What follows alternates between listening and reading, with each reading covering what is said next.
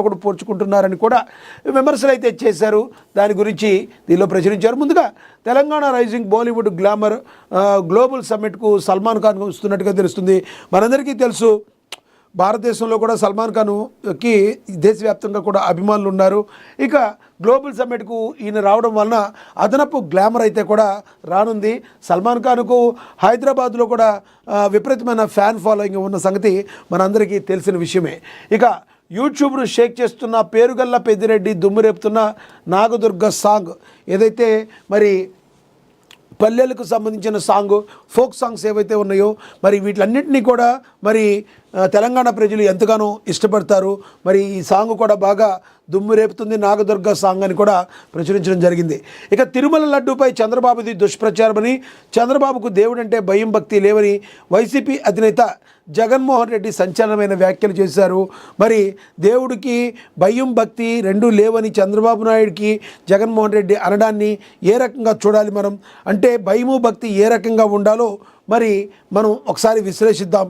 భయము భక్తి అంటే గతంలో చంద్రబాబు కూడా ఒకసారి అలిపిరి మెట్ల దగ్గర మరి జస్ట్ త్రుటిలో ప్రాణాపాయం నుంచి తప్పించుకున్నారు. అప్పుడులో మావోలు నక్సలైట్లు ఎవరైతే ఉన్నారో చంద్రబాబు కాన్వాయ్పై అటాక్ చేయడంతో చంద్రబాబు మరి గాయాల పాలైన సంగతి కూడా మనకి తెలుసు. త్రుటిలో తప్పించుకున్నారు. ఆ తర్వాత మనకి తెలుసు అదే దగ్గర ఏడుకొండల వాడి సాక్షిగా అదే ఏరియాలో వీళ్ళ తండ్రి గారు కూడా మరి ఒక రకంగా చెప్పాలంటే మరి ఆయన మీద అనేక అభియోగాలు ఉన్నాయి. రాజశేఖర రెడ్డి గారు ఏడుకొండలు కారు అన్నారని రకరకాల మాటలు మాట్లాడతారు. కానీ మరి ఏదైనా భయం భక్తి మరి జగన్మోహన్ రెడ్డి గారికి అయితే మెండుగా ఉన్నట్టయితే కనబడుతున్నాయి. చంద్రబాబు గారు వింటున్నారు కదా, మీరు కొంచెం భయం భక్తి పెంచుకోవాలంట జగన్మోహన్ రెడ్డి గారు చెప్తున్నారు. దీన్ని మీరు వింటారని దీనికి సంబంధించి మాట్లాడతారని మనం కూడా ఒకసారి ఆశిద్దాం. ఇక భారత్కు పుతిన్ ఘన స్వాగతం పలికిన ప్రధాని మోడీ ప్రోటోకాల్ పక్కకు పెట్టి ఎయిర్పోర్ట్లో స్వాగతం. రష్యా అధ్యక్షుడిగా వ్లాదిమిర్ పుతిన్ 4 ఏళ్ల తర్వాత 2 రోజుల పర్యటనలో భాగంగా ఢిల్లీకి చేరుకోగా ప్రోటోకాల్ పక్కన పెట్టి ప్రధాని మోడీ ఘన స్వాగతం పలికారు.